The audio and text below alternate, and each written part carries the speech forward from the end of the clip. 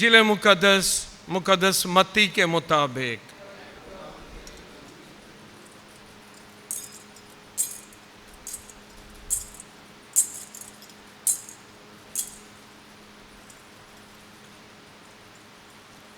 मुकद्दस मत्ती की अंजील उसका 11वां बाब, उसकी 25वीं आयत से 30वीं आयत तक। उस वक्त यीशु कहने लगा, ए बाप, आसमान और ज़मीन के खुदावंद, मैं तेरा शुक्र करता हूँ कि तूने इन बातों को दानाओं और अक्लमंदों से छुपाया और छोटों पर जाहिर किया। हाँ ए बाप, क्योंकि तुझे ऐसा ही पसंद आया। मेरे बाप से सब कुछ मुझे सौंपा गया है और कोई बेटे को नहीं जानता सिवाय बाप के, और कोई बाप को नहीं जानता सिवाय बेटे के और उसके जिस पर बेटा जाहिर करना चाहे। ऐ सब थके मांदो और बोझ से दबे हुए मेरे पास आओ, मैं तुम्हें आराम दूंगा। मेरा जुआ उठा लो और मुझसे सीखो, क्योंकि मैं हलीम और दिल का फरोतन हूँ, तो तुम अपनी जानों के लिए आराम पाओगे। क्योंकि मेरा जुआ नरम और मेरा बोझ हल्का है। इंजील मुकद्दस के वसीले से हम सब की खताएं मुआफ़ की जाएं। मसीह में अजीज़ भाइयों बहनों, ये दुनिया का सफ़र एक ऐसा सफ़र है जिसमें बहुत पावरफुल बंदा भी अकेला सब कुछ नहीं है। वो कितना पावरफुल हो, कितना ज़हीन, कितना अक्लमंद हो, उसको दूसरों की ज़रूरत है। कभी कभी ऐसे लोग मिलते हैं जो कहते हैं, जी मुझे नहीं किसी की ज़रूरत। ऐसे लोग होते हैं जिनको सबसे ज़्यादा दूसरों की ज़रूरत होती है। उसकी वजह है कि ये ज़िंदगी का सफ़र जो है ना, ये ज़िंदगी ऐसे ऐसे बोझ दे देती है, ऐसी ऐसी फ़िक्रें दे देती है जो ना हमने सोची है ना हमने पैदा की हैं, वो ऐन हमारे रास्ते में आ जाती हैं। और कभी कभी ऐसा है कि हम इन फ़िक्रों को, इस बोझ को अकेले भी नहीं उठा सकते हैं। कोशिश करते हैं, और बहुत सारे लोग हैं जो कोशिश करते हैं बस कल्ले ही मैनेज करना है, थोड़ी देर कर भी लेते हैं। लेकिन अक्सर आप ऐसे लोगों को देखेंगे कि एक दिन चलते चलते ये बोझ के नीचे ऐसे दब जाते हैं कि पिस जाते हैं। यही वो माहौल है जहाँ हमें ज़रूरत पड़ती है एक दूसरे की। इसलिए खुदा ने एक ऐसा निज़ाम किया है कि हमें एक दूसरे के साथ जोड़ दिया है ताकि एक दूसरा बोझ उठाएं। मैं आपका, आप मेरा बोझ उठाएं, सहारा बने, मदद करें, साथ लेकर चलें। हमें एक दूसरे की ज़रूरत है। आज का पैगाम यही है, मुझे आपकी, आपको मेरी, भाइयों को बहनों की, बहनों को भाइयों की, हाँ जी, बीवी को खावंद की और खावंद को बीवी की, माँ बाप को बच्चों की और बच्चों को माँ बाप की ज़रूरत है। मुआशरे में ना, अंग्रेज़ी में कहते हैं no man is an island. कोई कल्ला बंदा सब कुछ नहीं कर सकता। इसलिए हम कहते हैं एक एक और दो 11, यानी एक एक ही है, लेकिन जब दो मिल जाते हैं तो 11 बन जाते हैं। हालांकि दो होते हैं ना, नहीं, आप दो एक एक सिंगल खड़ा कर दें तो 11 बन जाता है। इसका मतलब है हमें एक दूसरे की ज़रूरत है। इसीलिए आज यीशु मसीह ने ना हम सबों को बड़ी तसल्ली, बड़ी जुर्रत दी है। और क्या कहा, ऐ थके मांदे बोझ से दबे हुए लोगों, की करो, मेरे पास आओ, मैं तुम्हें आराम दूंगा। किस चीज़ से आराम देगा? इंसान कभी कभी अकेला चल चल के ना थक जाता है। बड़े बड़े पावरफुल भी थक जाते हैं, स्टेमिना वाले लोग भी थक जाते हैं, उकता जाते हैं।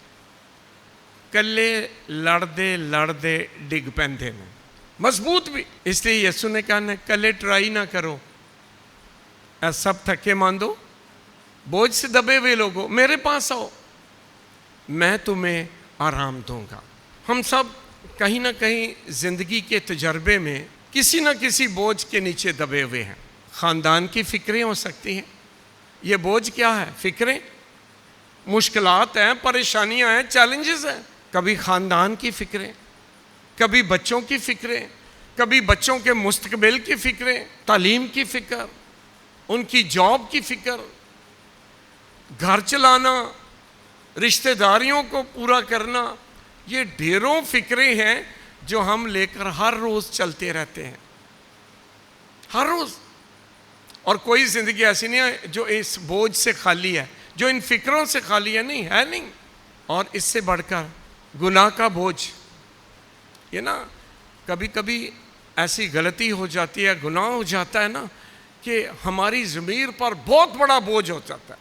बंदा छोटी मोटी मुश्किलों से निकल जाता है, लेकिन कभी कभी ज़मीर पर जब बोझ आ जाता है ना, गुनाह का, कोई गलती का, वो ज़िंदगी से निकलता ही नहीं है। यार मुझसे ये गलती हुई थी, मैंने ये क्यों किया।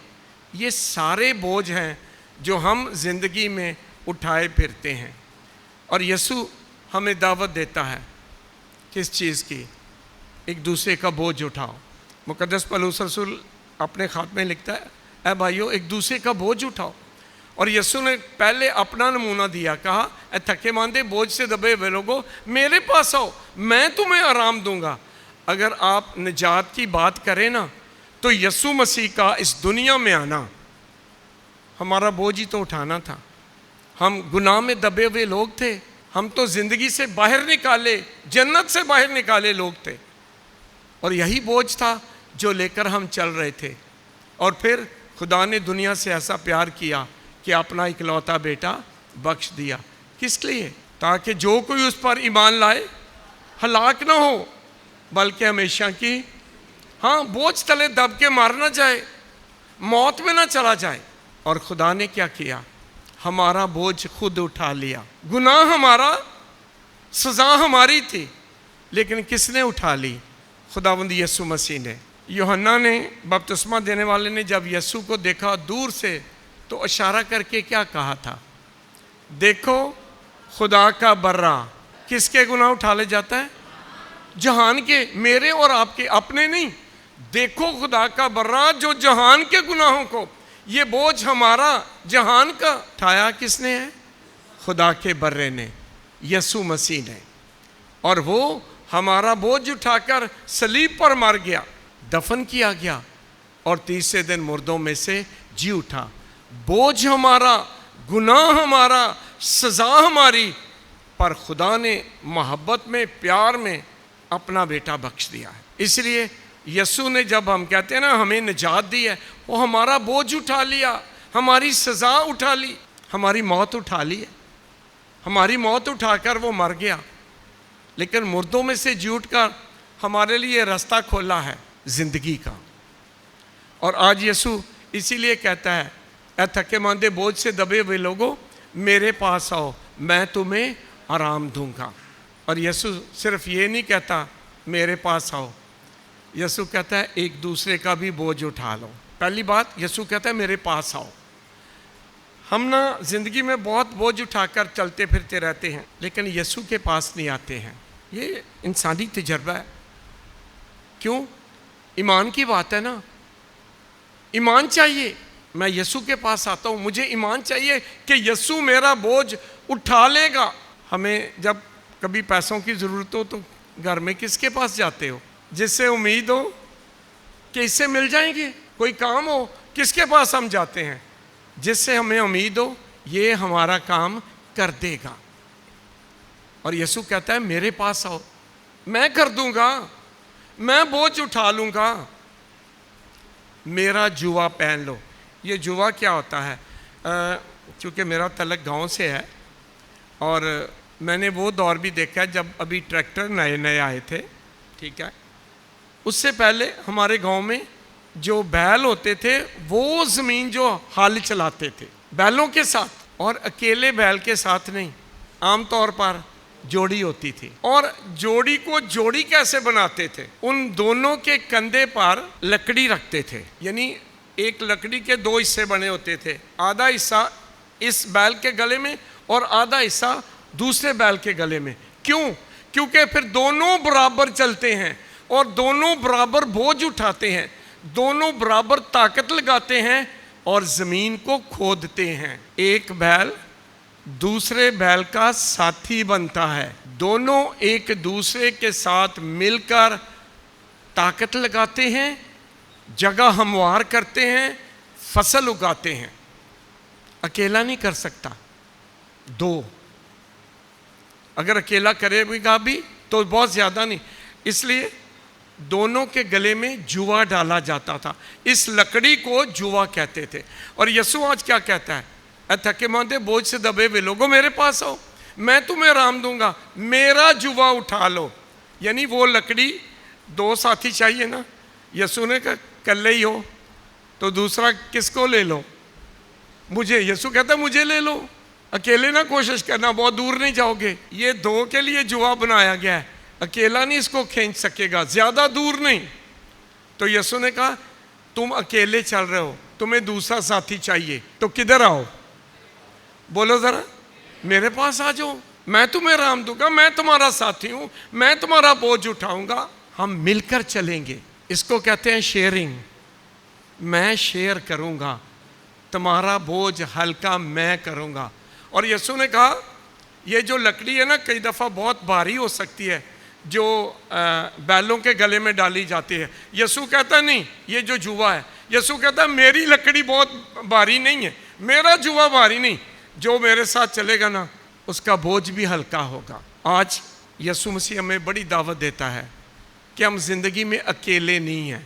मैं दोबारा दोहराता हूँ, यीशु हमें दावत दे रहा है हम जिंदगी में अकेले नहीं हैं।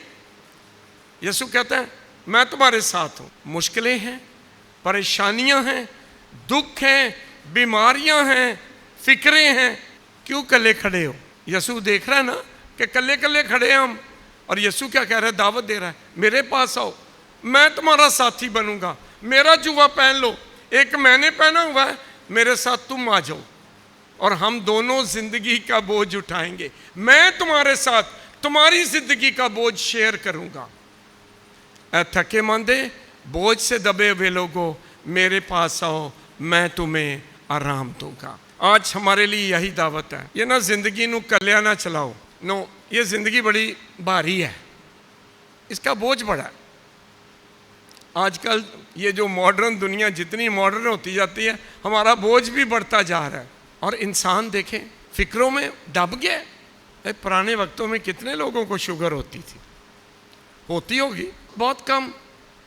आज सारे मेडिकल कह रहे हैं जी ये स्ट्रेस जो है ना, ठीक है, ये जो बोझ है फिक्रों का, स्ट्रेस, ये लोगों को बीमार कर रहा है। इंसान कभी कभी अपने घर में भी अकेला है, शेयरिंग नहीं करता है। ये जो स्ट्रेस है ना, ये जो बीमारी है, ये जो फिक्रों का बोझ है, क्योंकि इंसान बड़ा अकेला अकेला हो गया। मैं बगैर नाम लिए मैं विजिट करता हूँ तो कई दफ़ा माँ बाप को सुनता ना तो बड़ा दुख होता है। जवान बच्चे हैं, माँ बाप क्या कह रहे हैं? फादर जी बड़ी मेहनत की थी, हुण ते लगता है बस जिवें मैं कल्ला हो गया। क्या मतलब है? मेहनत से पाला बच्चों को, सारे अपने अपने घरों में अपनी अपनी मर्जी, और बाप क्या कह रहा है? मैं की हो गया वहाँ। इसीलिए तो वो गीत वो बार बार गाते हैं, मैं नहीं कल्ला, मेरे नाल है खुदा, अकेली हो गए। इसीलिए स्ट्रेस, फालज, ये सारा स्ट्रेस है, ये सारी फिक्रों की बोझ है जो हम उठाए फिरते हैं। यीशु ने आज इलाज दिया है कलाम मुकद्दस में। नंबर 1, यीशु के पास आए, अपना बोझ ना बांटा करें। मैं खुदा का शुक्र अदा करता हूँ इतनी गर्मी में भी आप चर्च आए हैं, आप यीशु के पास आए हैं। Honestly I am happy. ये ईमान की बात है। आप उसके पास आए, थके मांदे बोझ से दबे हुए लोगों मेरे पास आओ। आप आए हैं यीशु के पास, आई अप्रिशिएट। आप आए हैं, यीशु की दावत को कबूल किया, आओ मेरे पास आओ, मैं तुम्हें आराम दूंगा। और मेरा ईमान है जब आप अपना दिल खोलेंगे ना, दिल उंडेलेंगे। कलाम मुकद्दस में कभी भी लफ्ज़ खोलना इस्तेमाल नहीं हुआ। कौन सा लफ्ज़?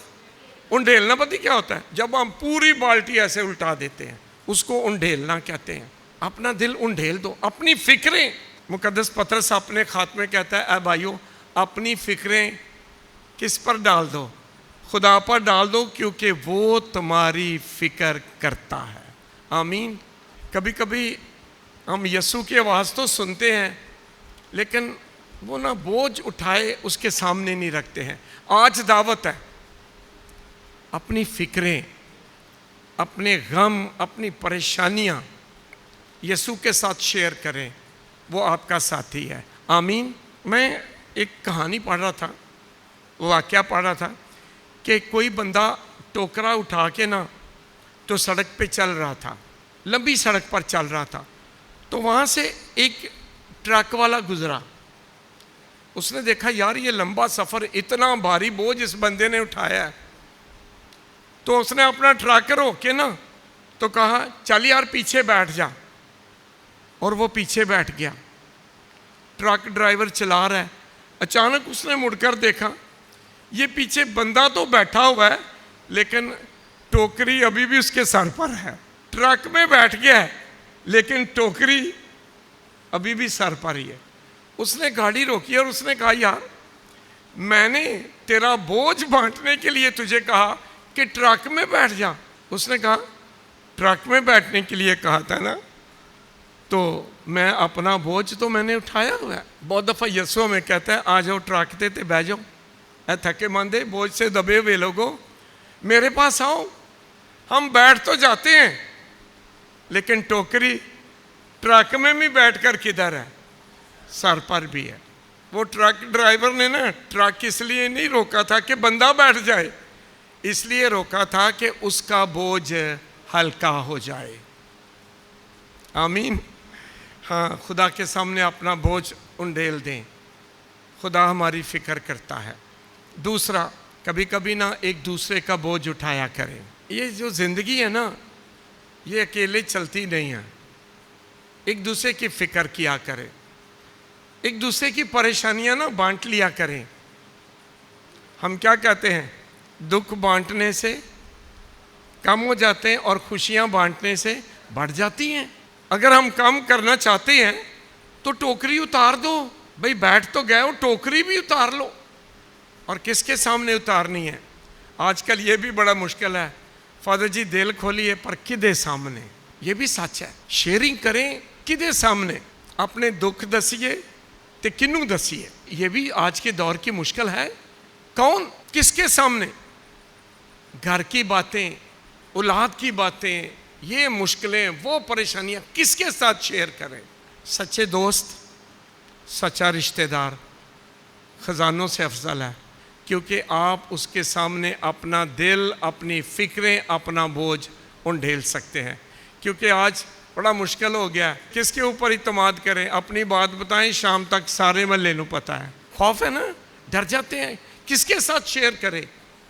आज ये बहुत बड़ा हमारी मुआशरे का, हमारे दौर और वक्त का बहुत बड़ा प्रॉब्लम है।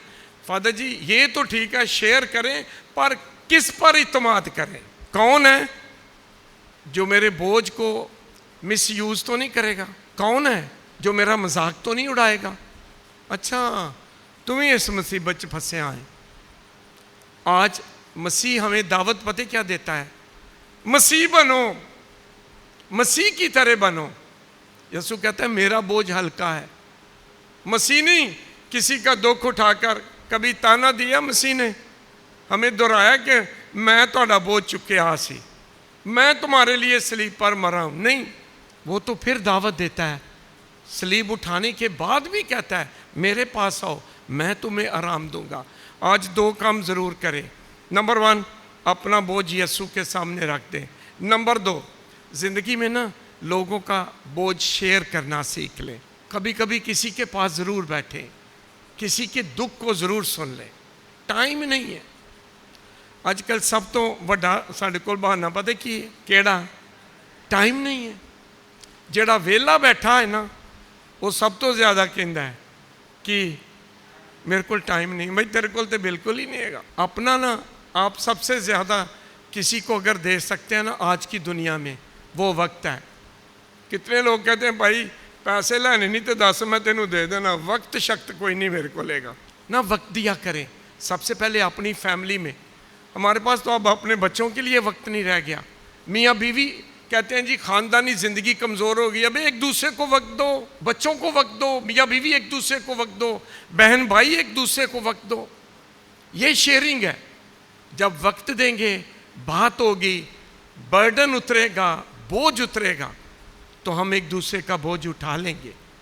अपना बोझ यीशु के सामने रखें, पर एक दूसरे का बोझ भी उठाएं। एक दूसरे की बात सुने, और सिर्फ सुनकर मशहूरी करने के लिए नहीं, उसका बोझ उठाने के लिए, उसकी फिक्रों को, उसके दुखों को, उसकी परेशानियों को कम करने के लिए। जिस इंसान ने किसी का बोझ बांट लिया है ना, वो यीशु का सच्चा शागिर्द है। आमीन। आज फिर यही दावत है, अपना बोझ, अपनी फिक्रें यीशु पे डाल दो।